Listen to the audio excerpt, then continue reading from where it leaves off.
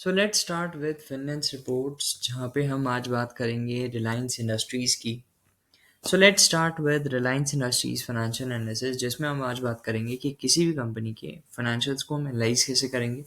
इसके अंदर हम ये देखेंगे कि कंपनी अपने डेटा को कैसे मैनेज कर रही है और क्या इसके अंदर रेड फ्लैग्स हैं और ग्रीन फ्लैग्स हैं। ये सब के बारे में हम बात करेंगे। पहली चीज़ ये है फाइनेंस रिपोर्ट्स की वेबसाइट, जिसमें आपको फाइनेंशियल डेटा स्टार्टिंग से लेके एंड तक मिलेगा, लेकिन ऐसा मिलेगा जो सारी रिपोर्ट को कवर नहीं करता, लेकिन जो मेन चीज़ें हैं, जो ज़रूरी चीज़ है, वो सारी चीज़ें इसमें कवर हो जाती है।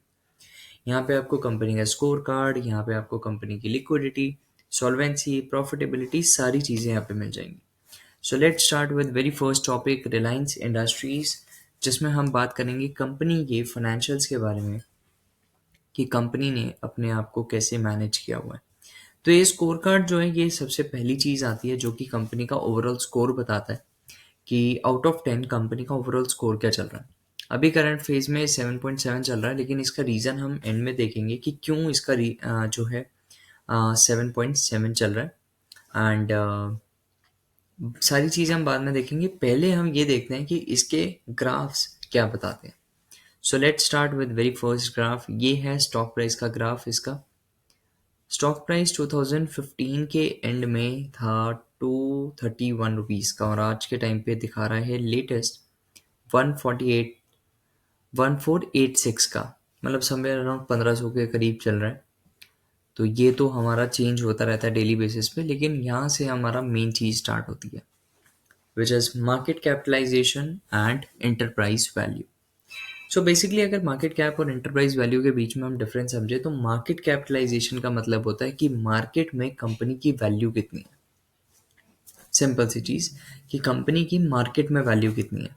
लेकिन अगर हम बात करें एंटरप्राइज वैल्यू की, तो एंटरप्राइज वैल्यू इंटरनल वैल्यू बताता है कि कंपनी की इंटरनल वैल्यू कितनी है।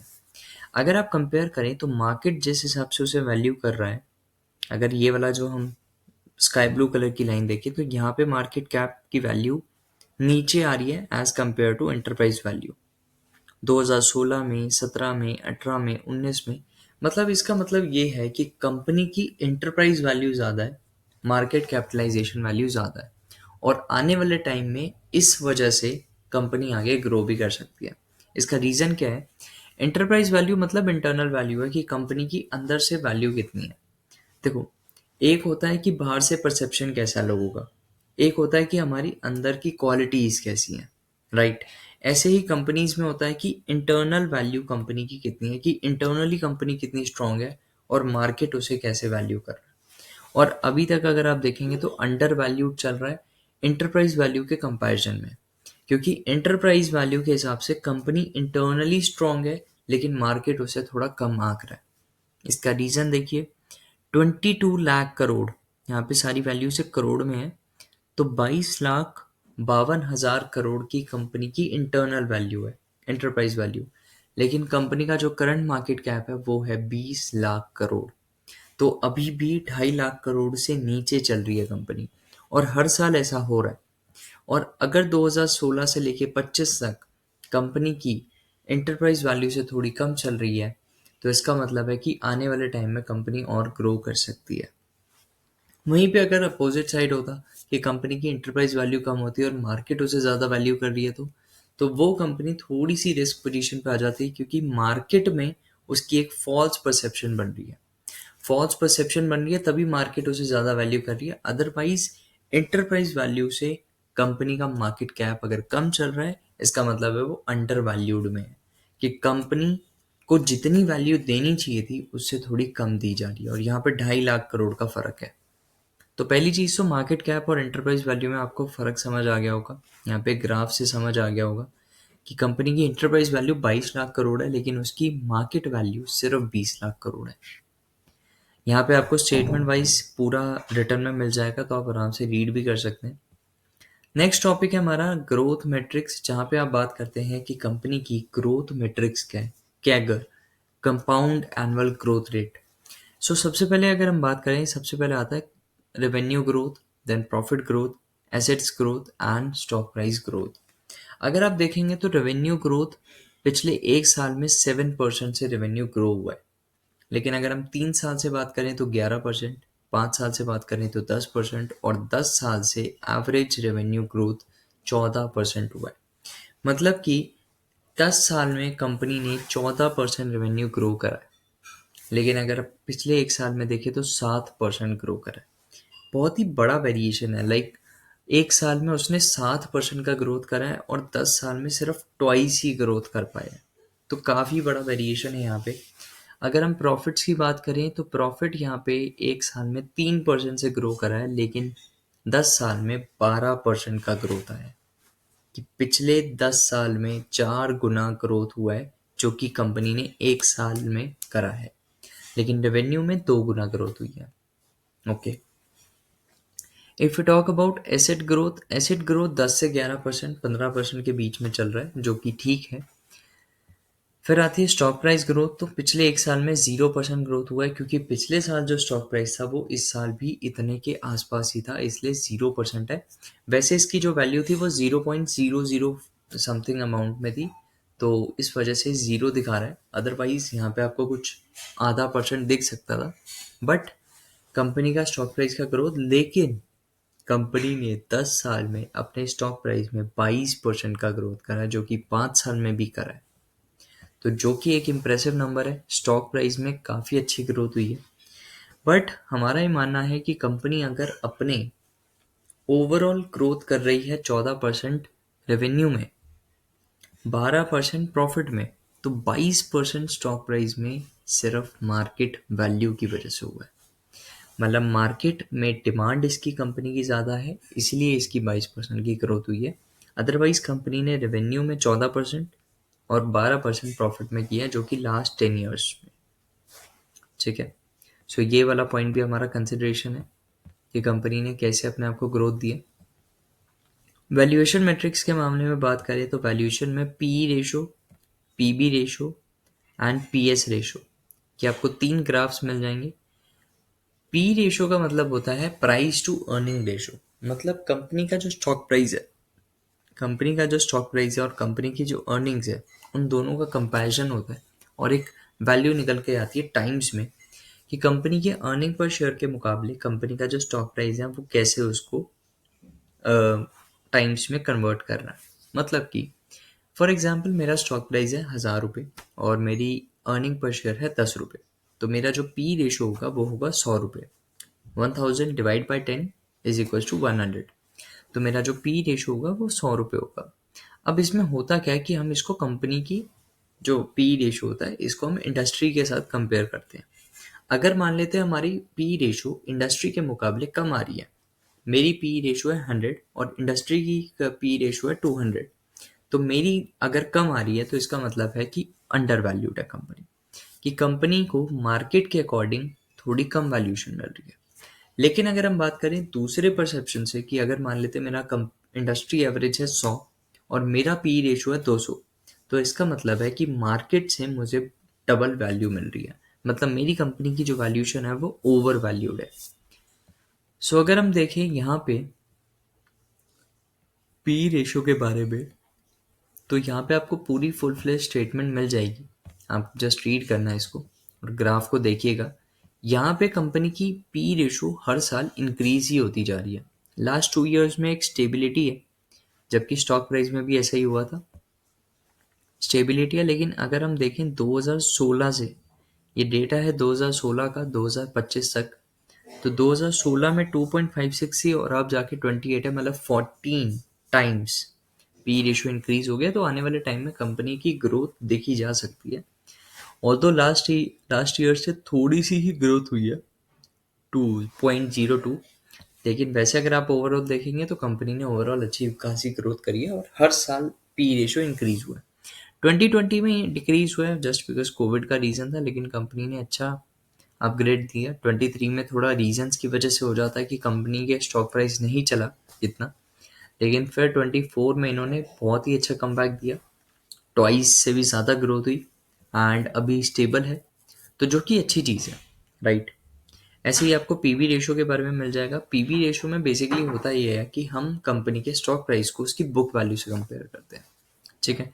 और पीएस रेशो में क्या होता है, पीएस रेशो में हम कंपनी के प्राइस को, स्टॉक प्राइस को उसकी सेल्स पर शेयर से कंपेयर करते हैं कि इंडिविजुअल स्टॉक होल्डर के पर शेयर पे कितना कंपैरिजन है। ठीक है, now let's talk about liquidity matrix. So liquidity matrix एक बहुत ही इंपॉर्टेंट टॉपिक हो जाता है, क्योंकि ये मेन शुरुआत होती है किसी भी कंपनी की पहली फाइनेंशियल मैट्रिक्स चेक करने का। फॉर एग्जांपल, मेरे को कंपनी का ये पता करना है कि कंपनी शॉर्ट टर्म में कैसा परफॉर्म कर रही है, तो मुझे हमेशा लिक्विडिटी मैट्रिक्स चेक करनी चाहिए। वाई? बिकॉज लिक्विडिटी मैट्रिक्स आपको बताती है कि कंपनी की शॉर्ट टर्म सॉल्वेंसी कैसी है। शॉर्ट टर्म सॉल्वेंसी का बेसिक मीनिंग होता है कि कंपनी शॉर्ट टर्म में अपनी लाइबिलिटीज़ को कैसे मीट कर पा रही है। So let's take an example कि मेरे पास आज 1 लाख रुपए है और मैंने 50,000 का लोन लिया है। मेरे बैंक में 1 लाख रुपए, लेकिन मैंने फिर भी 50,000 का लोन लिया है। तो क्या मैं इतना कैपेबल हूँ कि मैं अपनी शॉर्ट टर्म की जो लाइबिलिटीज़ हैं वो रीपे कर दूंगा? तो वो मेरी कंपैरिजन होती है मेरे 1 लाख रुपए से और मेरे लोन से जो 50,000 का मैंने लिया है। जनरली लोग 50,000 का लोन कब लेते हैं? जब उनको 3 से 4 महीने में चाहिए होता है, राइट? उनको 3-4 महीने के लिए 50,000 रुपये चाहिए, तभी हम जनरली छोटा लोन लेते हैं। तो छोटा लोन अगर आप लेते हैं, जब भी आप शॉर्ट टर्म लोन्स लेते हैं, तो शॉर्ट टर्म लोन्स हमेशा आपको हेल्प करते हैं to grow the business, to run the operations and to manage your day to day operations. ठीक है, पहली चीज़ तो ये। दूसरी चीज़, जब भी आप लोन लेते हैं तो आपकी ये देखी जाती है कैपेसिटी। बिजनेस में लोन्स देने के लिए कंपनी कैपेसिटीज देखती है। जो भी बिजनेस लोन्स लेते हैं, जो भी बैंक्स उन्हें देते हैं, कोई भी बैंक दे रहा है, कोई भी फाइनेंशियल इंस्टीट्यूशन दे रहा है, तो उनकी कैपेसिटी चेक करी जाती है। तो पहली कैपेसिटी आती है आपकी लिक्विडिटी मैट्रिक्स, कि कंपनी अपने शॉर्ट टर्म में पोजीशंस कैसे मैनेज कर पा रही है। मतलब कि फॉर एग्जांपल, कंपनी की शॉर्ट टर्म पोजीशन है लोन नहीं दे सकती। ठीक है, कंपनी की शॉर्ट टर्म पोजीशन ये कहती है कि कंपनी लोन नहीं दे सकती, तो फाइनेंशियल इंस्टीट्यूशन नहीं देगा। लेकिन उसको पता कैसे चलेगा कि कंपनी लोन नहीं दे सकती? कंपनी की इतनी कैपेसिटी नहीं है, वो उसके हिस्टोरिकल डेटा से पता चलती है। अब ये हिस्टोरिकल डेटा कैसे निकल के आ रहा है, ये हम देखेंगे। सो किसी भी कंपनी की लिक्विडिटी मैट्रिक्स चेक करने के लिए आपको 3 चीज़ें चेक करनी होती है: current ratio, quick ratio and cash ratio. ये 3 ग्राफ्स अगर आपने देख लिए किसी भी कंपनी के short term position last year से, तो आपको कंपनी की ओवरऑल लिक्विडिटी पता चल जाएगी। ठीक है, so let's take an example of first, current ratio. Current ratio एक मेन रेशो है जो कि कैश रेशो और क्विक रेशो इतनी यूसेज में नहीं आती। क्विक रेशो सेकंड आती है, कैश रेशो भी लोग बहुत कम यूज़ करते हैं, बट हम तीनों यूज़ करेंगे बिकॉज हमें कंपनी की इन डेप्थ नॉलेज पता होनी चाहिए। करंट रेशो किसी भी कंपनी की अगर इंक्रीजिंग स्टेज पे है, करंट रेशो किसी भी कंपनी की अगर इंक्रीजिंग स्टेज पे है, तो उसका मतलब है कंपनी की कैपेसिटी शॉर्ट टर्म में इंक्रीज होती जा रही है। क्यों? क्योंकि कंपनी अपने शॉर्ट टर्म के लोन्स जैसे जैसे देती जाएगी, उसकी लिक्विडिटी इंक्रीज होती जाएगी, उसकी कैपेसिटी इंक्रीज होती जाएगी, उसके overall day to day operations भी अच्छे होंगे, उसके पास लोन कैपेसिटी भी अच्छी आ जाएगी, राइट? शॉर्ट टर्म में लोन्स आपको कब मिलेंगे? जब आप अपना प्रीवियस लोन टाइमली और कैपेसिटी के साथ उतार दोगे। अगर आपके पास बैंक में 1 लाख रुपए और आपको 50,000 का लोन देना है, तो आप दे सकते हो। लेकिन अगर आपके पास 2 लाख का लोन है और आपके पास बैंक में सिर्फ 1 लाख है, तो आप नहीं दे पाओगे। तो ना आपकी कैपेसिटी है, ना आप दे पाओगे टाइमली, तो आपकी लिक्विडिटी डिक्रीज हो जाती है उस केस में। लेकिन जब आपके पास कैपेसिटी होती है लोन देने की और आपके पास टाइम होता है, टाइमली आप पेमेंट कर देते हो, तो आपकी लिक्विडिटी इंक्रीज होती है। करंट रेशो का एक फॉर्मूला होता है, वो होता है current assets divide by current liabilities, जो कि हमने अपनी long term financial statement analysis में शेयर कर दिया था, तो आप वहाँ से देख सकते हैं। अभी के लिए आपको बस इतना देखना है करंट रेशो निकलती कैसे, current assets divide by current liabilities, तो आपको किसी भी कंपनी की करंट रेशो पता चल जाएगी। अभी के लिए 2025 में 1.10 है रिलायंस की, जो कि इंडस्ट्री एवरेज के हिसाब से जब मैंने कंपेयर करा तो 1.1 ही है इस इंडस्ट्री की। लेकिन लेकिन किसी भी कंपनी का लिक्विडिटी में करंट रेशो 1.8 होना ज़रूरी है, अदरवाइज कंपनी की शॉर्ट टर्म पोजीशंस में वो रिस्क पोजीशन पे आ जाती है।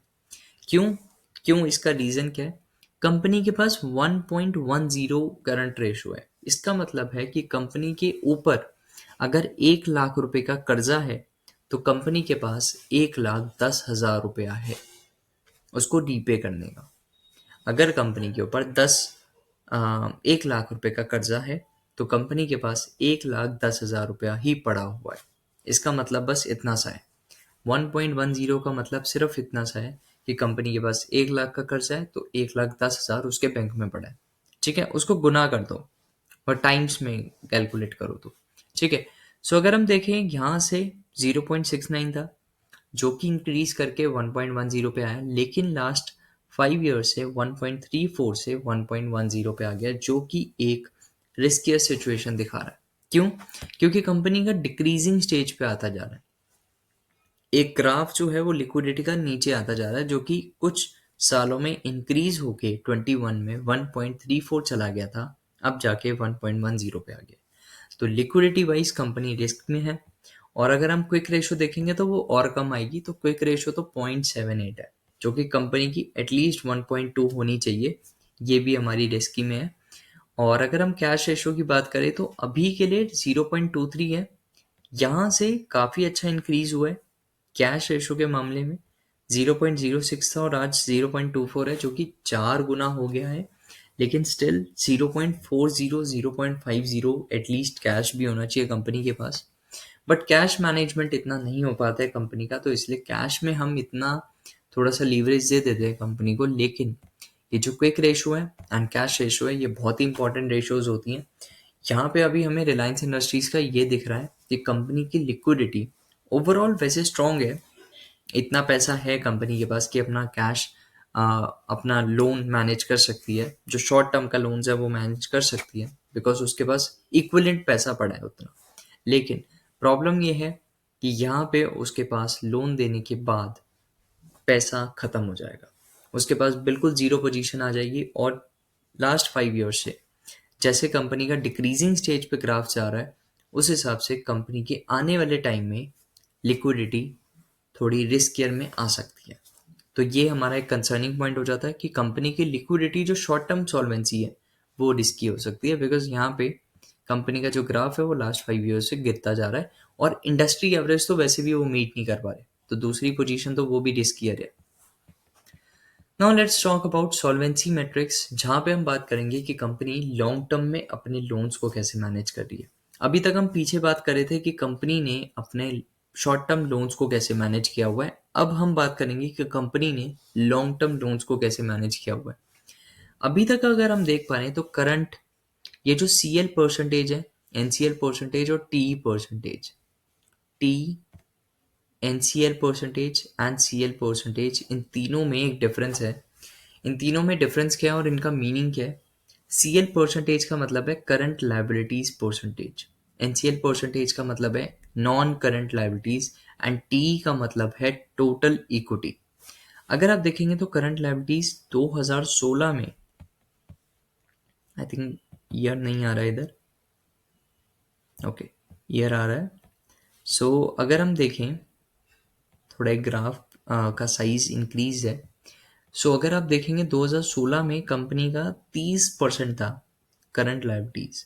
तो ये परसेंटेज में कैसे आया? तो पहले मैं आपको बता देता हूँ। जो भी कंपनी की बैलेंस शीट में टोटल इक्विटी एंड लायबिलिटीज होता है, मान लेते 100 रुपये है, ठीक है, total equity and liabilities balance sheet में 100 है ना, तो 30 रुपये था करंट लायबिलिटीज, ऐसे समझ लीजिए, ठीक है। अभी जाके क्या हुआ है, 2025 की अगर हम बात करें तो 23% हो गया है। कंपनी में टोटल इक्विटी एंड लायबिलिटीज में सिर्फ करंट लायबिलिटीज 23% है, जो कि एक मैनेजेबल फॉर्मेट है, ठीक है। नॉन करंट लायबिलिटीज कंपनी में 2025 में 25% है, जो कि आज से कुछ साल पहले 2016 में 30% के अराउंड था। और टोटल इक्विटी एंड लायबिलिटीज 51% हो गया है, जो कि पहले 39% था। अब अगर आप देखें इसमें ओवरऑल मुझे समझ क्या आ रहा है, इस ग्राफ को देख के मैं क्या समझूं? इस ग्राफ को देख के अभी ये लग रहा है कि कंपनी की लॉन्ग टर्म पोजीशन भी सही नहीं। क्यों नहीं है उसका रीजन बताता हूँ। देखिए, करंट लायबिलिटीज 30% थी, आज जाके 23% हो गई है। तो हम अभी करंट पोजीशन को देखते हैं। 23% मेरे पास करंट लायबिलिटीज है। फिर मेरे पास 25% नॉन करंट लाइबिलिटीज भी हैं, और अगर मैं टोटल इक्विटी देखूँ तो मेरे पास सिर्फ 51% है। अगर मैं इन दोनों को कंपेयर करूँ तो इक्वल रेशो ही आ रहा है, ठीक है। 51% ये है, रेस्ट 48.2% मेरा जो है मेरी करंट लाइबिलिटीज और नॉन करंट लाइबिलिटीज है, जो कि टोटल लाइबिलिटीज मेरी है 48% और 52% है मेरी टोटल इक्विटी। अगर आप देखेंगे 39 से 60 हो गई थी टोटल इक्विटी, लेकिन 60% से अब 51% हो गया। मतलब मेरे पास इंटरनल फंडिंग 60 रुपये थी पहले 2021 में। मेरे पास इंटरनल फंडिंग थी 60 रुपये, मतलब मेरी पॉकेट में थे 60 रुपीज़, और 40 रुपये मैंने डेट लिया हुआ था। अब मेरे पास 50-50 हो गया है, मतलब 50 रुपीज़ मेरी पॉकेट में भी पड़े हैं और 50 रुपीज़ का मेरे पास डेट भी है। 52 और 48 में इतना फर्क नहीं है, 50-50 रेशो है। तो अगर आप देखें तो 60.5 रुपीज़ मेरी पॉकेट में थे, 40 रुपीज़ का मेरे पास डेट था, जो कि एक सेफ कंडीशन हो सकती थी। सेफ कंडीशन, नॉट एक्सीलेंट, सिर्फ सेफ कंडीशन। यहाँ पे अब मेरे पास 50 रुपीज़ मेरी पॉकेट में और 50 रुपीज़ का मैंने बाहर से डेट लिया हुआ है। दोनों तरफ पे बैलेंस हो रखी है सिचुएशन। अगर धीरे धीरे कंपनी का डेट ऊपर चला जाता है और टोटल इक्विटी नीचे आ जाता है तो कंपनी एक रिस्क पोजीशन में चली जाएगी। ऑल्दो कंपनी की वैल्यू 30 लाख करोड़, 40 लाख करोड़ हो, लेकिन कंपनी की वैल्यू रिस्क में चली जाएगी। क्यों? क्योंकि यहाँ पे कंपनी बैलेंसिंग पोजीशन पे है, लिक्विडिटी ऑलरेडी रिस्क पे है, ऑलरेडी रिस्क स्टेज पे है, सॉल्वेंसी भी ऑल्दो बैलेंस स्टेज पे आ गई है। तो यहाँ पे अगर कंपनी और नीचे चली जाती है तो कंपनी और रिस्क पोजीशन पे आ जाएगी। तो in terms of liquidity and solvency हमारा दोनों में कंसर्न आ जाता है कि कंपनी ना शॉर्ट टर्म में मैनेज कर पा रही है अपने आप को, ना लॉन्ग टर्म में। ऑल्दो और टर्म्स में काफ़ी अच्छा ग्रो कर रही है, ऐसा नहीं है, सारे सेक्टर्स में सारी चीज़ों में अच्छा ग्रो कर रही है, टेक्नोलॉजीज में ग्रो कर रही है, लेकिन यहाँ पे जो उसके इंटरनल्स फाइनेंशियल है वो उसको शो करते हैं कि कंपनी इंटरनली फाइनेंशियल्स के अंदर ग्रो नहीं कर रही। ठीक है, तो ये हमारा सेकंड पॉइंट आ गया। लिक्विडिटी हमने चेक कर ली, सॉल्वेंसी हमने चेक कर ली, दोनों में आपको पता चल गया। अपना रिसर्च आप खुद देखिए, देन आप समझिए कि कंपनी कैसा कर रही है। ये कोई स्टॉक सजेशन नहीं है, यहाँ पे कोई स्टॉक सजेशन नहीं है, ये सिर्फ एक कंप्लीट फाइनेंशियल एनालिसिस है कि कंपनी ने अपनी इंटरनल बुक्स के अंदर कैसे मैनेज किया हुआ है अपने आप को। Now let's talk about borrowing structure. अब इसमें बोरोविंग स्ट्रक्चर में हमने लाइबिलिटीज के अंदर एक बोरोविंग स्ट्रक्चर होता है, एक शॉर्ट टर्म बोरोविंग्स होती है, एक लॉन्ग टर्म बोरोविंग्स होती है। शॉर्ट टर्म बोरोविंग्स का मतलब होता है कि कंपनी ने शॉर्ट टर्म में कितना अमाउंट बोरो किया हुआ है एक्सटर्नल फंडिंग से, चाहे वो फाइनेंशियल इंस्टीट्यूशन हो, चाहे वो बैंक्स हो, चाहे वो कोई भी लेंडिंग ऑर्गेनाइजेशन हो, वहां से उसने लॉन्ग टर्म का लोन कितना लिया हुआ है, शॉर्ट टर्म का लोन कितना लिया हुआ है। ठीक है, सो अगर हम बात करें लॉन्ग टर्म लोन की तो हर साल ये इंक्रीज होता जा रहा है और ये करोड़ में है। ठीक है, यहाँ पे आप देख लीजिए करोड़ में है ये डेटा। तो कंपनी के पास 1,41,000 लॉन्ग टर्म, ये लॉन्ग टर्म बोरविंग्स है और ये शॉर्ट टर्म बोरविंग्स है। अगर आप देखेंगे ये शॉर्ट टर्म बोरविंग्स है और ये है हमारी लॉन्ग टर्म बोरविंग्स। सो अगर आप देखेंगे शॉर्ट टर्म बोरविंग्स थी 23,000 करोड़ की, जो कि इंक्रीज होते होते 2021 में कम डिक्रीज हो गई थी, एंड देन उसके बाद आज जाके कंपनी के पास 1,10,000 करोड़ का शॉर्ट टर्म बोरविंग्स है। और अगर हम देखें लॉन्ग टर्म बोरविंग्स में तो कंपनी के पास 2,36,000 करोड़ सिर्फ लॉन्ग टर्म बोरविंग्स हैं। अगर हम इन दोनों का टोटल करें तो 3,30,40,000 करोड़ के अराउंड कंपनी के पास सिर्फ बोरविंग्स है जो उसको एक्सटर्नली पार्टी को देना है। मतलब 2,40,000 करोड़ कंपनी को सिर्फ देना है, लेकिन एसेट्स भी होंगे इसके पास, बट एसेट्स रिस्क पे आ जाते हैं। राइट, किसी भी कंपनी को अगर लोन देना है इतना कि उसके पास जेब में है नहीं, तो उसको अपने एसेट्स रिस्क पे रखने पड़ते हैं। सो अगर हम देखें तो बोरोविंग स्ट्रक्चर वाइज बहुत ज़्यादा लोन है कंपनी के ऊपर। अगर ये डिक्रीजिंग स्टेज पे होता तो हम कंपनी को कहते कि हाँ कंपनी अच्छा परफॉर्म कर रही है, लेकिन यहाँ पे कंपनी अच्छा परफॉर्म कर रही है, ऐसा नहीं है प्रॉफिट नहीं कर रही। लेकिन अगर बोरविंग्स वाइज देखें तो कंपनी के पास कुछ 1,40,000 लॉन्ग टर्म और 23,000 करोड़ का शॉर्ट टर्म डेट था, लेकिन आज जाके कंपनी के पास 3,40,50,000 करोड़ का सिर्फ लॉन्ग टर्म ओवरऑल बोरविंग्स है, चाहे वो शॉर्ट टर्म हो चाहे लॉन्ग टर्म हो, जो कि आज से कुछ साल पहले 1,60,000 करोड़ था, जो कि डबल हो चुका है। ऑल्दो बिजनेस एक्सपेंशन के लिए लोन लेना ज़रूरी है, बोरविंग्स लेना ज़रूरी है। अगर कंपनी लॉन्ग टर्म या शॉर्ट टर्म लोन्स ले रही है, बोरो कर रही है पैसा, और बिजनेस एक्सपेंशन भी हो रहा है, तो अच्छी चीज़ है। लेकिन कंपनी की कैपेसिटी और उसकी डेट रीपेमेंट टर्म्स को थोड़ा यहाँ पे कंसिडरेशन देना चाहिए, क्योंकि कंपनी की लिक्विडिटी अच्छी नहीं है, क्योंकि कंपनी की सॉल्वेंसी बिल्कुल स्टेबल पोजीशन पे है, तो बोरविंग उसके लिए इतना अच्छा नहीं होता। ऑल्दो बिजनेस एक्सपेंशन के लिए ज़रूरी है, लेकिन बोरविंग उसके लिए परफेक्ट एग्जाम्पल नहीं होता। ठीक है, सो यहाँ पे बोरविंग बहुत ज़्यादा है कंपनी के ऊपर। 2016 से अगर हम 25 से कंपेयर करें, 2016 में 25 से कंपेयर करें तो बहुत ज़्यादा बोरविंग्स है। बट हम देखते हैं कि आगे जाके क्या होता है कुछ सालों बाद, क्योंकि कंपनी का बोरविंग स्ट्रक्चर तो यहाँ पे बहुत ही फ्लक्चुएटिंग भी दिख रहा है। जैसे 2019 में बहुत ज़्यादा कर्जा हो गया था, धीरे धीरे इन्होंने डाउन करा, लेकिन फिर से इनका इंक्रीज हो रहा है। तो यहाँ पे थोड़ा सा कंसर्निंग पॉइंट आ जाता है। अभी करंट स्टेज पे कंपनी का जो कर्जा है वो 3,50,000 करोड़ के अराउंड है, जो कि उन्होंने सिर्फ बोरो किया हुआ है, लोन नहीं, लाइबिलिटीज नहीं, जो अदर लाइबिलिटीज नहीं, सिर्फ borrowings. Now let's talk about return on equity and return on assets. एक और कंसर्निंग पॉइंट आ गया है, क्यों? क्योंकि यहाँ पे मुझे दिख रहा है सीधा सीधा ग्राफ नीचे जाता हुआ। सिंपल, मुझे यहाँ पे ग्राफ से पता चल गया कि कंपनी ने कैसा रिटर्न ऑन इक्विटी दिया या फिर रिटर्न ऑन एसेट्स दिया होगा। रिटर्न ऑन एसेट्स भी देख लेते हैं।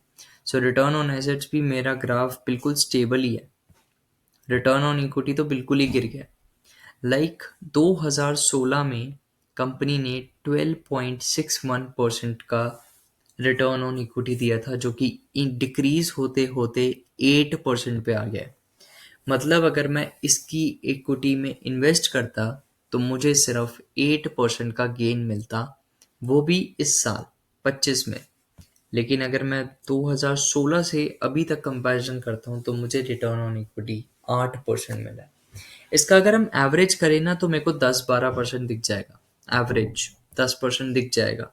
इसका 4 साल का 5 साल का एवरेज करके और इनका 5 साल का एवरेज करके मुझे 10% मिल रहा है। लेकिन अगर मैं बात करूं 2016 से 25 तक कंपनी का रिटर्न ऑन इक्विटी ओवरऑल गिर चुका है, जो कि एक और बहुत ही बुरी सिचुएशन है, क्योंकि किसी भी कंपनी का रिटर्न ऑन इक्विटी डिक्रीज नहीं होना चाहिए, इंक्रीज होना चाहिए। तभी तो आपको इन्वेस्ट करने का लगेगा कि ये कंपनी इन्वेस्टेबल है, right? So return on equity के मामले में कंपनी फिर से गिरी पड़ी है, कंपनी अच्छा नहीं कर रही। ऑल्दो कंपनी की मार्केट परसेप्शन और उसके हिसाब से काफ़ी अच्छा हमें रिजल्ट्स मिल रहे हैं, लेकिन कंपनी की ओवरऑल परफॉर्मेंस, जो इंटरनल परफॉर्मेंस है, वो अच्छी नहीं है। Now let's talk about return on assets. So 4.95% थे, जो कि अब जाके 4.14 हो गए, जो कि एक स्टेबल चल रहा है। लेकिन रिटर्न ऑन एसेट्स में इतना हमें फ़ायदा नहीं होता, क्योंकि यहाँ पे आपको ये है कि अगर आपने कंपनी में इन्वेस्ट किया और उसके एसेट से आपको कितना फ़ायदा हो रहा है, तो वो है सिर्फ 4%। लेकिन आपने कंपनी में इन्वेस्ट किया है और आपको सिर्फ 8% मिल रहा है, जो कि डिक्रीजिंग हो रहा है, तो वो एक अच्छी सिचुएशन नहीं है। ठीक है, now let's talk about advance tax structure. Advance tax structure में आपको दो चीज़ें मिलेंगी, किसी भी कंपनी की बैलेंस शीट में मिलता है ये, deferred tax assets and deferred tax liabilities. Deferred tax assets का मतलब होता है कि लॉन्ग टर्म में मैंने कितना एसेट ऑलरेडी दे दिया है। थोड़ा सा इसको सिचुएशन को समझते हैं। मेरे पास 100 रुपये का टैक्स था, ठीक है, इस साल 2025 में मैं बैठा हूँ, मुझे 100 रुपये टैक्स भरना है, मैंने 150 रुपीज़ भर दिया। तो इसका मतलब ये नहीं है कि 50 रुपीज़ मेरे पास जो है अगले साल मैं वापस ले सकता हूँ, या मेरे पास वो 50 रुपये वापस आ जाएंगे। इनकम टैक्स में ऐसा होता है कि अगर मान लेते हैं आपने 100 रुपये का टैक्स था और आपने 150 रुपीज़ भर दिए, तो आपके जो 50 रुपीज़ है ना, वो नेक्स्ट ईयर में जाके एडजस्ट हो जाएंगे। नेक्स्ट ईयर में आप टैक्स भरोगे तो उस नेक्स्ट ईयर में आपका टैक्स में एडजस्ट हो जाएगा। नेक्स्ट ईयर मान लेते हैं आपका 150 का टैक्स बन रहा था, तो 50 रुपीज डिडक्ट होके आपको 100 रुपए का टैक्स भरना पड़ेगा। ऐसे ही टैक्स एसेट और टैक्स लाइबिलिटीज काम करते हैं, और इसकी स्टेटमेंट का नाम हो जाता है डेफर टैक्स एसेट्स या फिर defer tax liabilities. Defer tax assets का मतलब होता है कि मैंने इस साल एक्स्ट्रा टैक्स भर दिया था जो कि अगले साल जाके एडजस्ट हो जाएगा। डेफर टैक्स लाइबिलिटीज का मतलब होता है कि मेरा इस साल जो टैक्स बनता था मैंने उसमें कम दिया, जिसकी वजह से अगले साल मुझे एक्स्ट्रा टैक्स भरना पड़ेगा। दोनों में फर्क समझ आ गया होगा। एसेट और लाइबिलिटीज से समझिए। डेफर टैक्स एसेट्स डीटीए का मतलब होता है कि मेरा इस साल जो टैक्स बनता था मैंने उसमें एक्स्ट्रा दे दिया, जिसकी वजह से अगले साल जब मैं आऊंगा तो वो एडजस्ट हो जाएगा। डेफर टैक्स लाइबिलिटीज का मतलब होता है कि इस साल जो मेरा टैक्स बनता था उसमें मैंने थोड़ा कम दिया, जिसकी वजह से अगले साल मुझे थोड़ा ज्यादा देना पड़ेगा। अब यहाँ पे डेफर टैक्स एसेट्स कौन से हैं? ये छोटे से जो बाहर जा रहे हैं। और डेफर टैक्स लाइबिलिटीज ये। सो अगर हम देखें तो कंपनी के ऊपर डेफर टैक्स एसेट ज्यादा अच्छा है या defer tax liabilities? Obviously defer tax assets, क्योंकि आज मैंने एडवांस टैक्स पे कर दिया, अगले साल जब मेरे पे टैक्स बनेगा तो उसमें एडजस्ट हो जाएगा, जिसकी वजह से मुझे कम टैक्स पे करना पड़ेगा। राइट। अगर आज आपका 1 लाख रुपए का टैक्स बनता है और आपने सोचा मैं 1.5 लाख टैक्स भर देता हूँ, तो अगले साल मान लेते हैं आपका 2 लाख का टैक्स बना, उसमें से 50,000 एडजस्ट हो जाएगा तो बचेगा तो 1.5 लाख ही ना। आपको अगले साल तो कम टैक्स भरना पड़ा ना। बेशक टैक्स उतना ही बनेगा, लेकिन आपको कम भरना पड़ेगा क्योंकि आपने ऑलरेडी एडवांस टैक्स पे कर रखा है।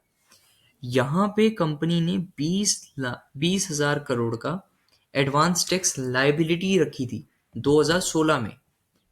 आज उसके पास 83,000 करोड़ का सिर्फ टैक्स लाइबिलिटी है।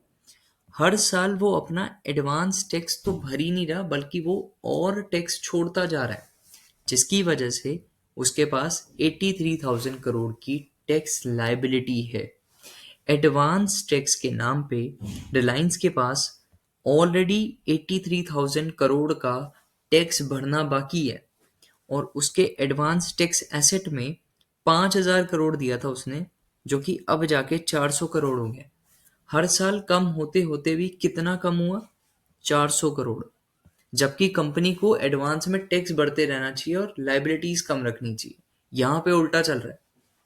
यहाँ पे इनका टैक्स कम होता जा रहा है जो उन्होंने एडवांस में पे किया था, और ये जो है 83,000 करोड़ का इनके पास सिर्फ टैक्स है। मतलब ये तो इनको भरना ही भरना है। 83,000 करोड़ इनको भरना है। अब ये कहाँ से भरेंगे? इनके पास प्रॉफिट ही 80,000 करोड़ का है, 83,000 करोड़ का इनके पास टैक्स लाइबिलिटी है। अगर ये उसको भर देंगे तो कंपनी लॉसेस में आ जाएगी, तो नहीं भर सकते। तो ये चीज़ बहुत ही नेगेटिव पॉइंट है कि कंपनी के ऊपर एडवांस टैक्स लाइबिलिटीज बहुत ज़्यादा है। डेफर टैक्स लाइबिलिटी के मामले में कंपनी ने 20,000 करोड़ की लाइबिलिटी से स्टार्ट किया था। इंक्रीज करते करते इन्होंने डिक्रीज कर दिया था 2021 में, लेकिन अब जाके 83,000 करोड़ का हो गया है। 4 गुना हो गया है कंपनी का टैक्स लायबिलिटीज, जो कि कंपनी अपने टैक्सेस भरने में बहुत ही फेलियर दिखा रही है। मतलब कंपनी ने टैक्स भरा ही नहीं है अभी तक। जो भी वो टैक्स भर रही है वो थोड़ा भरती है और बाकी छोड़ती जाती है, जिसकी वजह से उसके ऊपर टैक्स लायबिलिटीज इंक्रीज हो गई है। सो कंपनी ओवरऑल लॉसेस में आ जाएगी अगर टैक्स भरेगी तो, इसलिए कंपनी भरती नहीं है। कंपनी के प्रॉफिट्स भी यहीं से इंक्रीज होते हैं। देखिए, सिंपल सी एग्जांपल है। अगर मान लिया आपने 100 रुपये कमाया और आपको 30 रुपये टैक्स भरना था, 30 रुपये टैक्स भरने के बाद आपका प्रॉफिट बचता 70 रुपये। लेकिन यहाँ पे कंपनी क्या कर रही है, 100 रुपये कमा रही है, 30 रुपये की जगह वो 5 रुपये टैक्स भर के 95 रुपीज का प्रॉफिट दिखा रही है, जिसकी वजह से अगेन एक फॉल्स परसेप्शन बन जाता है लोगों में। तो यहाँ पे अगर आप देखिए 20,000 करोड़ का टैक्स लायबिलिटी स्टार्ट हुआ था, 80,000 करोड़ का हो गया है। तो वो क्या कर रही थी, टैक्स कम करके अगले साल में एडजस्ट कर रही थी कि मैं अगले साल भर दूंगा, अगले साल भर दूंगा। ऐसे करते करते इनका 80,000 करोड़ का भी आ गया, और अगर आप देखेंगे इनका प्रॉफिट्स तो हर साल इंक्रीज भी हो रहा होगा। अगर ये टैक्स टाइमली भर रहे होते, इनके पास जितना टैक्स है अगर ये उसको भर रहे होते तो इनका प्रॉफिट कम आता, क्योंकि अगर आप टैक्स भरेंगे तो आपका प्रॉफिट कम हो जाएगा। लेकिन ये लोग क्या कर रहे थे, अपना टैक्स भर ही नहीं रहे थे, जिसकी वजह से इनका प्रॉफिट ज्यादा ज्यादा आ रहा है। अभी हम आगे देखेंगे प्रॉफिट सेक्टर में। अभी आप बस इतना देखिए कि कंपनी के ऊपर 83,000 करोड़ का टैक्स है। तो अभी अगर कंपनी ये टैक्स भरती है तो इसका प्रॉफिट डाउन में चला जाएगा, ऑल्दो कंपनी लॉसेस में आ जाएगी। प्रॉफिट देखिएगा और कंपेयर कीजिएगा कि इसका टैक्स कितना है। Now let's talk about income statement. Income statement से आपको सारी चीजें पता चल जाएंगी कि कंपनी का टैक्स कितना है, प्रॉफिट कितना है और कैसे ये कंपनी अब मैनेज करेगी। टोटल इनकम कंपनी की इम्प्रेसिव है, क्योंकि 3 लाख करोड़ 2016 में थी, आज जाके 9 लाख 98 मतलब 10 लाख करोड़ की इनकम होती है कंपनी की, सिर्फ अपने बिजनेस से। ओवरऑल बिजनेस से कंपनी 10 लाख करोड़ कमा रही है साल का, जो कि 3 लाख करोड़ कमाती थी। इंक्रीज हुई है इनकम, तो इम्प्रेसिव है, मतलब 3 गुना इनकम इन्होंने कर लिया अपनी, जो कि बहुत ही अच्छी है। लेकिन लेकिन अगर हम बात करें कंपनी के एक्सपेंसेस की, तो कंपनी के एक्सपेंसेस भी बहुत अच्छे खासे इंक्रीज हुए हैं।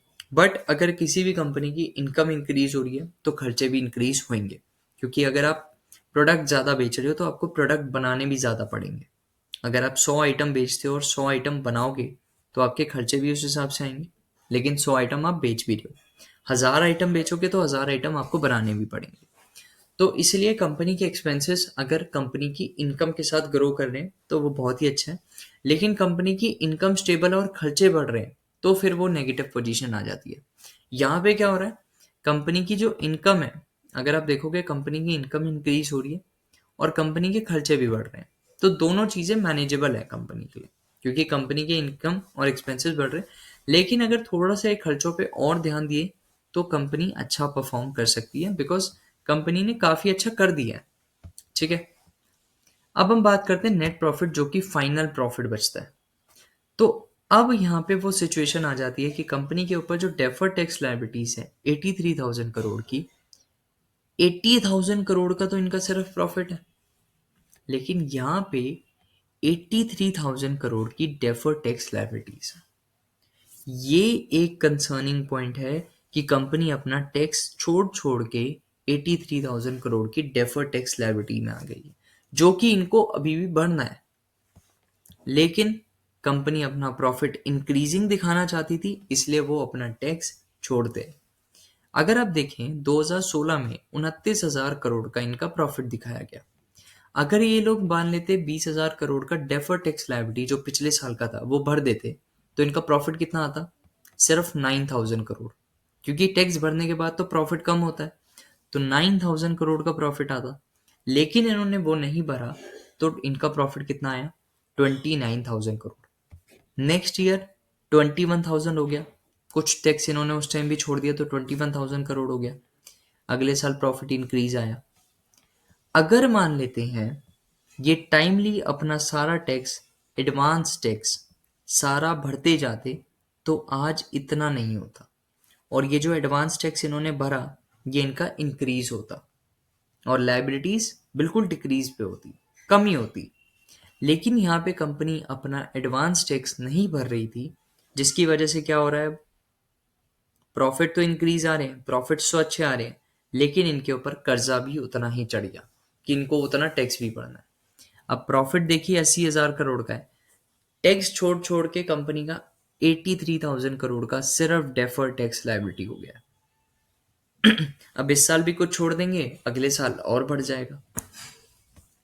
सो यहाँ पे एक फॉल्स परसेप्शन बनाने के लिए कंपनी ने काफी अच्छा करा हुआ है, लेकिन कंपनी का अभी भी मैनेज हो सकता है। अगर कंपनी अपने आप को बिल्कुल मैनेज करना चाहती है तो प्रॉफिट्स कम दिखाने पड़ेंगे, लेकिन अगर प्रॉफिट्स कम हो गए तो कंपनी की वैल्यू कम हो जाएगी। तो अभी कंपनी बिल्कुल फंस चुकी है कि अगर वो टैक्स भरती है तो भी दिक्कत है और अपना प्रॉफिट कम करती है तो भी दिक्कत है। अगर यहाँ पे एक अच्छा सॉल्यूशन नहीं फाइंड होता तो यहाँ पे कंपनी फंस सकती है और आने वाले टाइम में और फंस सकती है। ऑल्दो लिक्विडिटी सॉल्वेंसी में फंसी पड़ी है, रिटर्न ऑन इक्विटी भी इतना अच्छा नहीं है, यहाँ पे भी कंपनी फंसी हुई है। अब हम बात करते हैं रेवेन्यू ब्रेकडाउन की। सो रेवेन्यू ब्रेकडाउन में हम देखते हैं कि कंपनी अपने ऑपरेशन से कितना कमा रही है और अदर इनकम से कितना कमा रही है। ठीक है, सो अगर हम ऑपरेशन की बात करें तो 9,80,000 करोड़ की इनकम कंपनी सिर्फ अपने ऑपरेशन से कर रही है। मतलब 10 लाख करोड़ कंपनी कमाती है, जिसमें 9,80,000 करोड़ सिर्फ अपने ऑपरेशन से कमाती है। तो अदर इनकम कितनी कर रही है, सिर्फ 17-18 हज़ार करोड़, बहुत ही कम है। तो अदर इनकम कम से कम कंपनी की 10% होनी चाहिए, लेकिन revenue from operations total income का 90% होना चाहिए। तभी मार्केट में उस कंपनी की डिमांड पता चलती है। अगर किसी कंपनी की डिमांड नहीं होगी तो उसकी अदर इनकम ज़्यादा आ रही होगी और रेवेन्यू फ्रॉम ऑपरेशंस 5%, 20%, 25%, 30%, 50% भी हो सकता है। लेकिन अगर उस कंपनी की डिमांड है ना, तो मिनिमम 90% उसका सिर्फ रेवेन्यू फ्रॉम ऑपरेशन से आ रहा होगा। 1%, 2%, 5%, 10% तक कंपनी अपना अदर इनकम से कमा सकती है। ठीक है।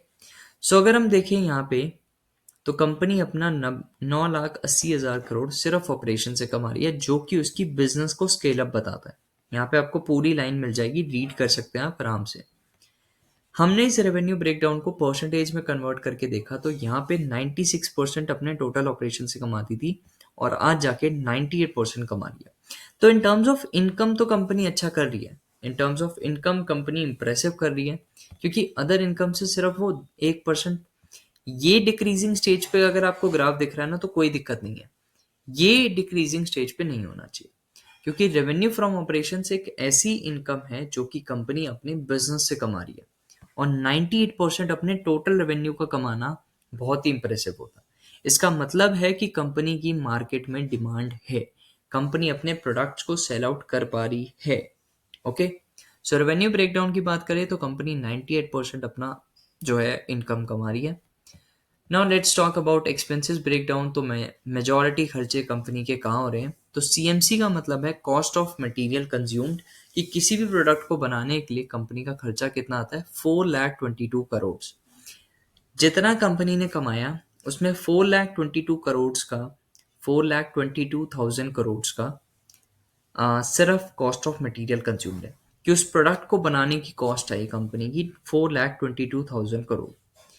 अब फाइनेंस कॉस्ट क्या होती है, तो फाइनेंस कॉस्ट होती है कि जो भी कंपनी लोन लेती है ना, उस पर कुछ इंटरेस्ट देना होता है। जैसे हम नॉर्मल लोन लेते हैं, उस पर इंटरेस्ट देना है, ऐसी ही फाइनेंस कॉस्ट भी वही होती है कि कंपनी ने लोन लिया, उसका कुछ इंटरेस्ट पे करना है, तो अब कंपनी उस इंटरेस्ट को पे करने के लिए फाइनेंस कॉस्ट पे करती है।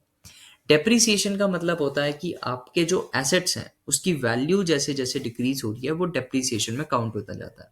ठीक है। सो डेप्रीसिएशन की जो वैल्यू है वो धीरे धीरे डिक्रीज होती है, राइट। तो डेप्रीसिएशन क्या करता है, बेसिकली क्या करता है, अपने एसेट्स की वैल्यू को डिक्रीज करता है। तो हर साल जितनी भी वैल्यू डिक्रीज हो रही है और जितना भी डेप्रीसिएशन का कॉस्ट आ रहा है, वो यहाँ पे एक्सपेंसेस ब्रेकडाउन में हम दिखा रहे हैं। अदर एक्सपेंसेस में वो सारे खर्चे जो कि बिजनेस के अंदर नहीं आते, जो कि मैंने आपको स्टेटमेंट एनालिसिस में दिखाया भी था कि अदर एक्सपेंसेस में क्या क्या आता है, तो वो सारे खर्चे हम लोग यहाँ पे देखें तो 3,92,000 करोड़ के कंपनी की सिर्फ अदर एक्सपेंसेस हैं, जो कि 93,000 करोड़ थे। अदर एक्सपेंसेस कंपनी के बढ़े हैं, लेकिन कंपनी की इनकम बढ़ रही है, खर्चे बढ़ रहे हैं, तो कोई दिक्कत नहीं है। ठीक है। लेकिन यहाँ पे प्रॉफिट्स की अगर हम बात करें, उन्हीं एक्सपेंसेस ब्रेकडाउन को हमने परसेंटेजेस में कन्वर्ट करा। यहाँ पे आप देख सकते हैं, तो 39% जो है कंपनी का सिर्फ अदर एक्सपेंसेस में जाता है। CMC expense, cost of material consume, 40% है, जो कि पहले 50% हुआ था। मतलब कि कंपनी जब प्रोडक्ट बनाती थी तो उसको 50% खर्चा करना पड़ता था अपने प्रोडक्ट को बनाने के लिए, जो कि उन्होंने कॉस्ट एफिशिएंसी लगाई और आज जाके 42% खर्चा आता है, जो कि उन्होंने 8% से भी डिक्रीज करा ना, एक बहुत ही अच्छा इंप्रेसिव होता है। उनके 8% रेवेन्यू में इंक्रीज हो जाता है, राइट। तो कंपनी ने अपने एक्सपेंसेस को काफ़ी अच्छे से मैनेज करा है। 42%, जहाँ से 52% से 42 पे लाना कंपनी के लिए बहुत ही इंप्रेसिव होता है। ये कॉस्ट एफिशिएंसी दिखाता है कि कंपनी ने अपने ऊपर कॉस्ट एफिशिएंसी लाई है। Now let's talk about their profit breakdown, जो कि हमारा अल्टीमेट ऑब्जेक्टिव होता है। तो कंपनी ने जब अपने कॉस्ट ऑफ मटेरियल कंज्यूम का खर्चा निकाल दिया, तो ग्रॉस प्रॉफिट बचता है।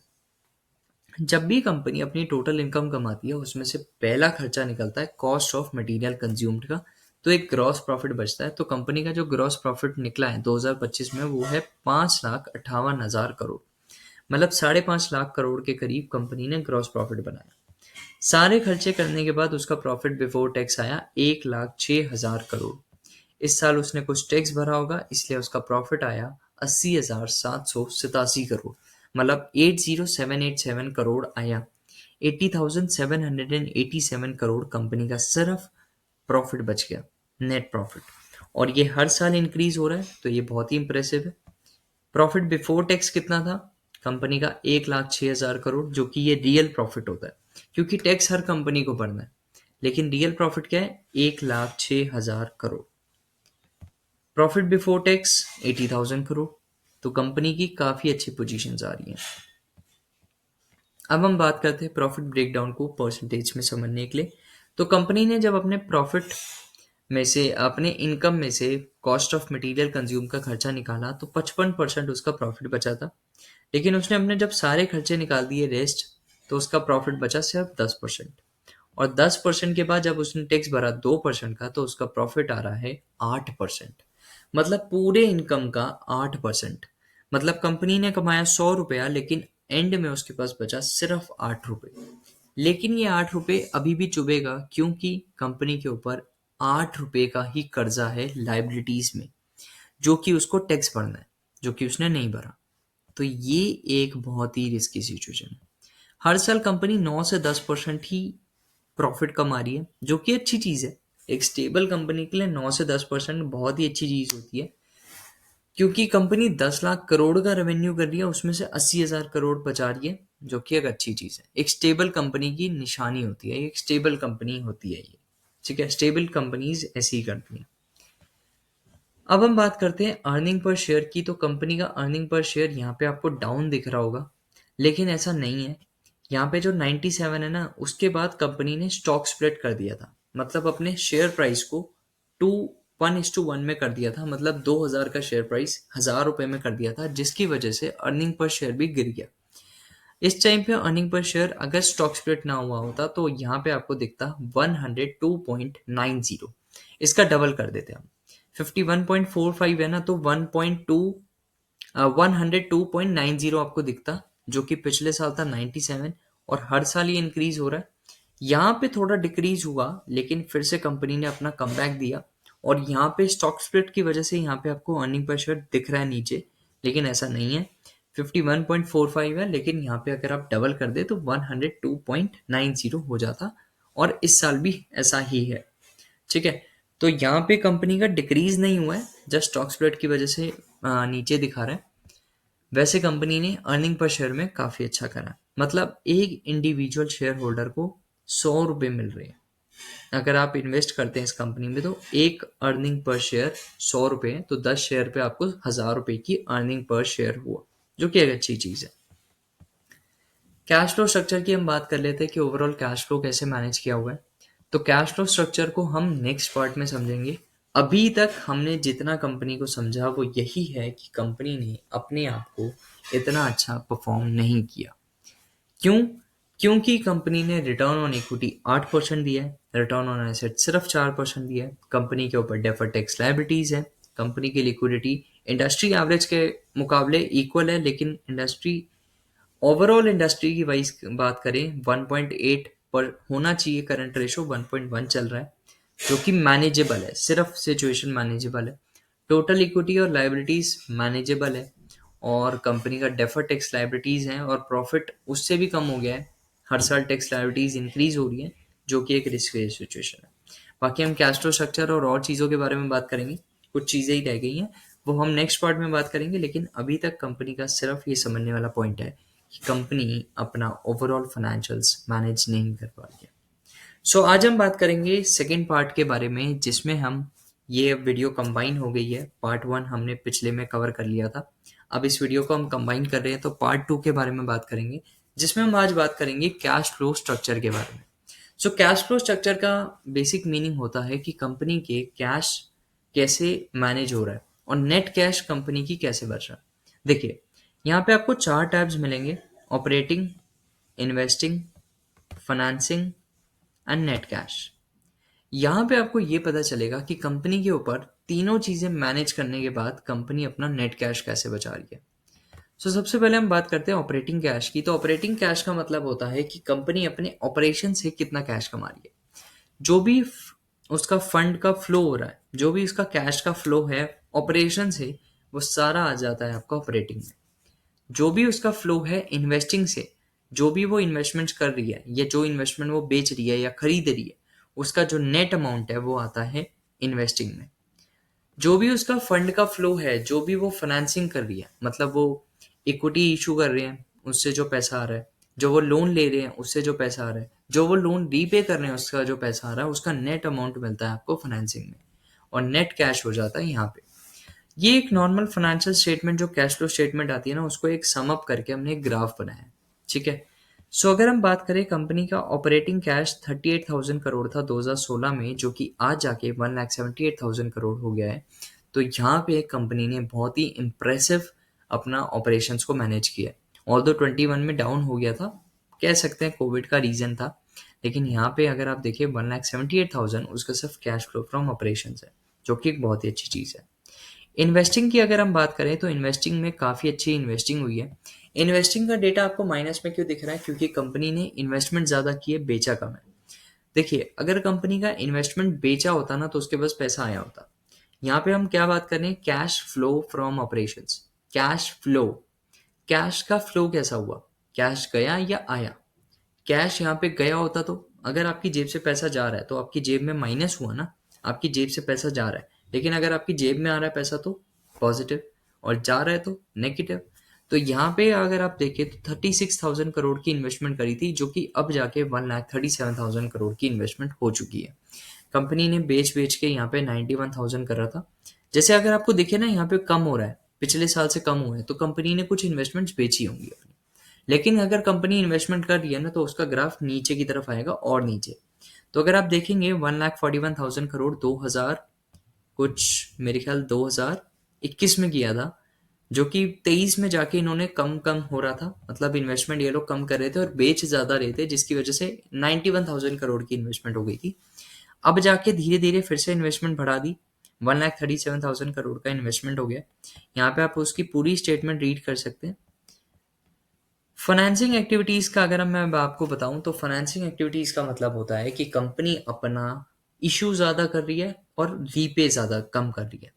सिंपल सी चीज है, फाइनेंसिंग एक्टिविटीज में आपको ये मिलता है कि कंपनी ने बाहर से पैसा ज्यादा उठाया और रीपे कम कर रही है। और जब वो पैसा ज्यादा उठाएगी ना तो आपको सारी चीजें उसकी ऊपर की तरफ मिलेंगी, पॉजिटिव साइड, या फिर कम मिलेंगी। लेकिन अगर उसने रीपे ज्यादा करी होगी ना तो उसका ग्राफ नेगेटिव में आ रहा होगा, जब वो ज्यादा रीपे करेगी। अगर आप देखें तो 2016 में 3,200 करोड़ नेगेटिव में था। इसका मतलब है कि कंपनी ने अपना ओवरऑल रीपेमेंट करा है। रीपेमेंट में क्या होगा? उसने जो लोन लिया वो रीपे करा, हो सकता है शॉर्ट टर्म लोन रीपे करा, हो सकता है उसने डिविडेंड भी पे करा हो। डिविडेंड पेमेंट भी फाइनेंसिंग में आता है। इंटरेस्ट पेमेंट करना, अब आप लोन ले रहे हो तो उस पर इंटरेस्ट भी दोगे, कैश में दिया होगा, कैश में दिया होगा तो वो भी माइनस में जाएगा। तो ओवरऑल जब आपको नेट माइनस में मिले ना तो इसका मतलब है कंपनी ने ओवरऑल माइनस में पे करा है, मतलब पे करा है, ना कि लिया है। लोन लेंगे तो पॉजिटिव में आएगा। जब आप बैंक से लोन लेते हो तो आपके बैंक में पैसा आता है, ऑल्दो वो लोन है। लेकिन जब आप किसी बैंक से पैसा ले रहे हो, लोन ले रहे हो, आपके बैंक में पैसा आया, तो आपके बैंक में तो बैलेंस आ गया ना। जब आप लोन रीपे कर दोगे तो आपके बैंक से बैलेंस चला जाएगा, राइट। तो यहाँ पे आपका 3,200 करोड़ का लोन था, माइनस किया था। एक टाइम ऐसा आया था कि 1 लाख करोड़ हो चुका था फाइनेंसिंग। हो सकता है कंपनी ने अपने उस टाइम पे शेयर्स इशू करे हो सकता है कंपनी ने उस टाइम पे लोन लिया हो सकता है कंपनी ने डिविडेंड पे ना करा हो, और हो सकता है कि कंपनी ने उस टाइम पे इंटरेस्ट भी पेमेंट ना करा हो। धीरे धीरे धीरे करते करते कंपनी ने सारी चीजें रीपे करी, और अब जाके -31,000 करोड़ का रीपेमेंट हुआ है, जो कि एक बहुत ही अच्छी चीज है। क्योंकि यहाँ पे अगर आप देखें 2021 से कंपनी रीपे करती जा रही है, इशू नहीं कर रही ज्यादा चीजें, लोन रीपे कर रही है, अपना इंटरेस्ट पेमेंट कर रही है, डिविडेंड पेमेंट कर रही है, जिसकी वजह से यहाँ पे 31,000 करोड़ का माइनस आ गया, जो कि एक अच्छी चीज है। लेकिन अब नेट कैश क्या बचा? तो नेट कैश भी धीरे धीरे कम होता जा रहा है।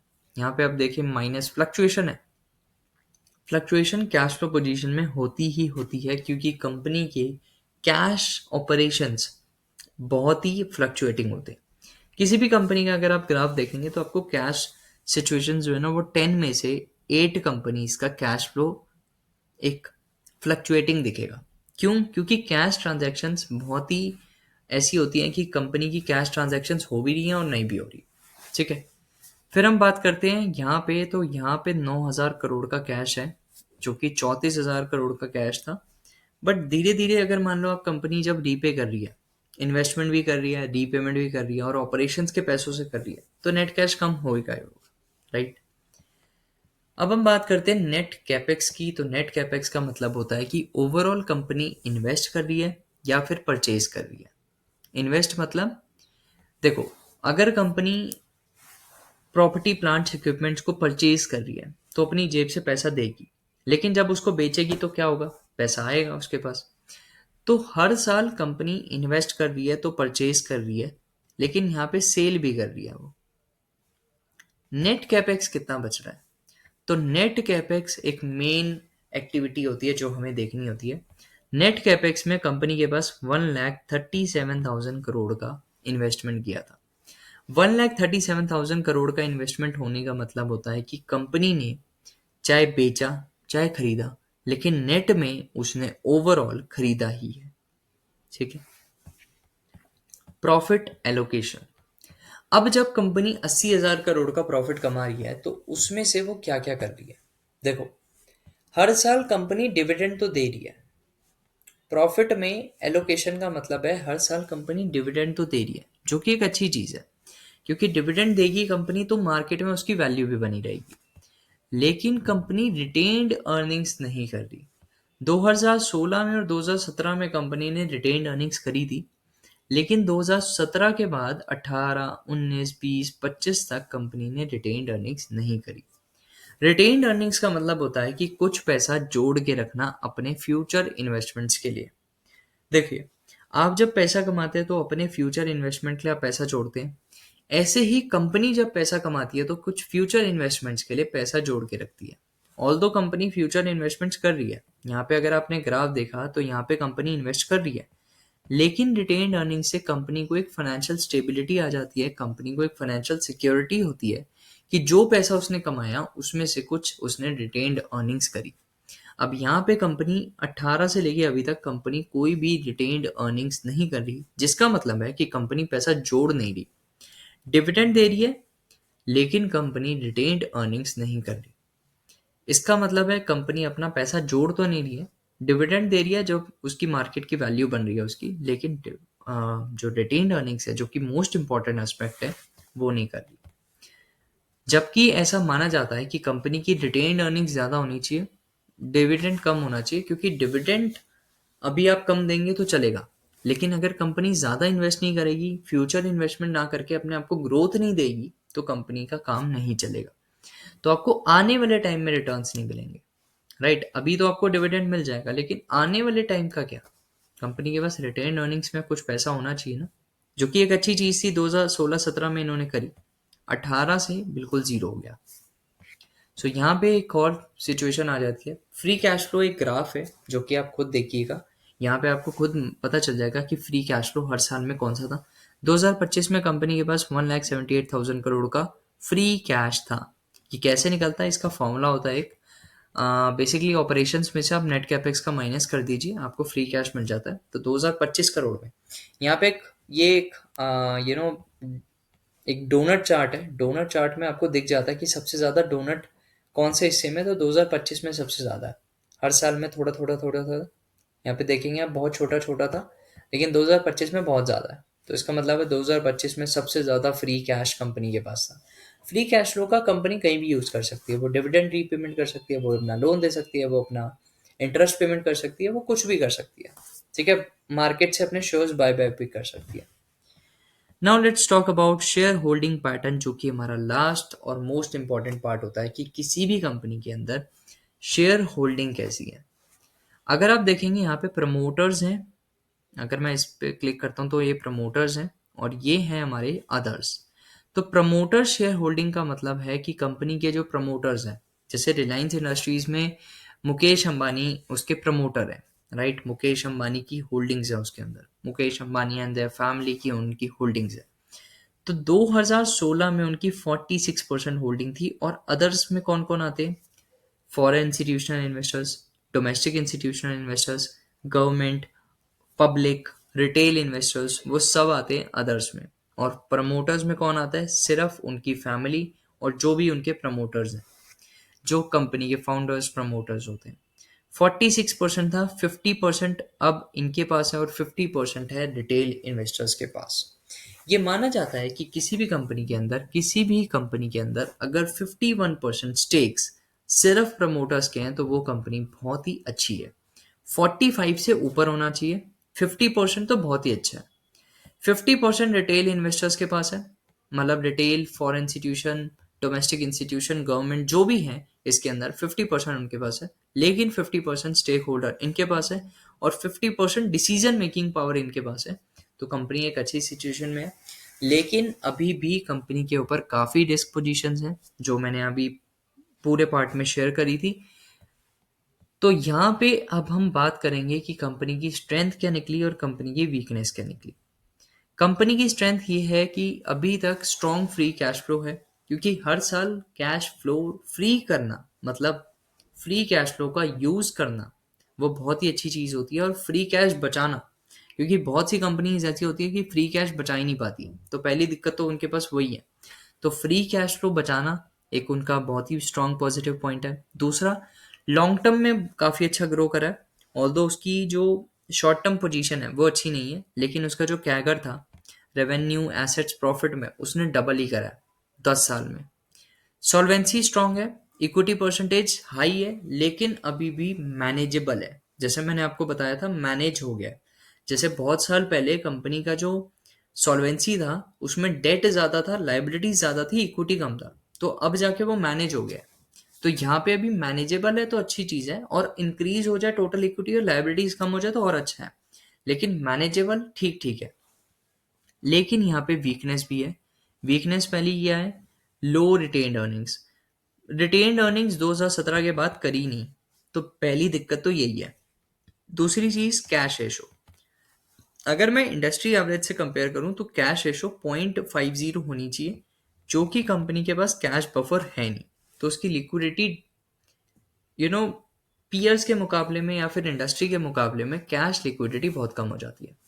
करंट रेशो और क्विक रेशोज की वीकनेस क्यों नहीं है? क्योंकि इंडस्ट्री एवरेज के हिसाब से कैश करंट रेशो और क्विक रेशो 1.1 होनी चाहिए, लेकिन कैश रेशो 0.50 होनी चाहिए। तीसरी चीज, short term slow down. 1 year का जो प्रॉफिट ग्रोथ है और जो उसका स्टॉक प्राइस ग्रोथ है वो एक कंसोलिडेटेड दिखा है, मतलब बिल्कुल स्टेबल दिखा है, ज़्यादा परसेंटेज में फ़र्क नहीं आया। अगर आपने अर्निंग पर शेयर भी देखा हो तो पिछले साल 51.45 था और इस साल 51.47 था। तो यहाँ पे मुझे कंपनी की वीकनेस एक और दिखी। एक और वीकनेस है कंपनी के अंदर, वो यहाँ पे मेंशन नहीं है, वो है डेफर्ड टैक्स लायबिलिटीज। 83,000 करोड़ का कंपनी के ऊपर सिर्फ डेफर्ड टैक्स लायबिलिटीज हैं जो उसको टैक्स पे करना है। ये भी उसकी एक वीकनेस है। अब यहाँ पे हमने सारी चीजें जबकि देख ही ली हैं, तो अब हम देखते हैं ऊपर उसका स्कोर कार्ड, जो हमें बताएगा कि कंपनी ने कैसा परफॉर्म किया है। ये स्कोर कार्ड हमें बता रहा था कि कंपनी का जो स्कोर कार्ड है वो 7.7 है ओवरऑल 10 में से। वो क्यों है? क्योंकि कंपनी की जो वैल्यूएशन है वो 8.5 है आउट ऑफ 10। क्यों उसने दी उसको? क्योंकि उसकी मोस्टली पीयर एवरेज से बिलो है, अंडर वैल्यूड है। तो कंपनी अंडर वैल्यूएशन में कंपनी अच्छी होती है। ग्रोथ वाइज अगर देखें, रेवेन्यू में, प्रॉफिट्स में उसने काफ़ी अच्छी ग्रो करी है, तो 8.5 उसको भी स्कोर मिला है। सॉल्वेंसी में उसको 7.5 इसलिए मिला है क्योंकि इंडस्ट्री एवरेज उसका 1.1 है और इसका भी 1.1 है, तो अच्छी चीज़ है। कैपेक्स और कैश वाइज हमने अभी जस्ट बात करी कंपनी की, ये तो पॉजिटिव पॉइंट है कि फ्री कैश भी है और कैपेक्स में इन्वेस्टमेंट भी ज़्यादा कर रहा है, तो 8 उसको मिल गया। डिविडेंड पॉलिसी 7.5 है। एज पर इंडस्ट्री और एज पर रूल्स कंपनी को डिविडेंड अपने इन्वेस्टर्स को देना चाहिए, तो इसलिए कंपनी डिविडेंड पॉलिसी के अंदर 7.5 दे रही है अपने आप को। उसका जो ओवरऑल स्कोर निकल के आया है ये एआई डैशबोर्ड के थ्रू आया है, तो एआई ने ऑलरेडी इसको स्कोर किया हुआ है। प्रॉफिटेबिलिटी की बात करें तो 8.5 है। क्यों? क्योंकि कंपनी ओवरऑल अच्छा प्रॉफिट कर रही है। लिक्विडिटी की बात करें तो लिक्विडिटी भी 5.9 आया।